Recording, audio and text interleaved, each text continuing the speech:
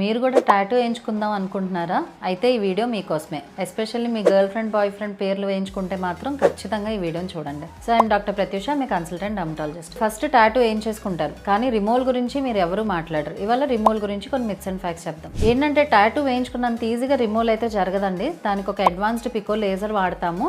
దాంతో మినిమం ఒక 4 to 8 sessions పడతాయి, depending on multiple factors. Next అనుకుంటారు ఫ్రెష్ టాటూ అయితే తొందరగా పోద్ది అనుకుంటారు. ఇది చాలా మిత్. మనకి fresh tattoo are very difficult.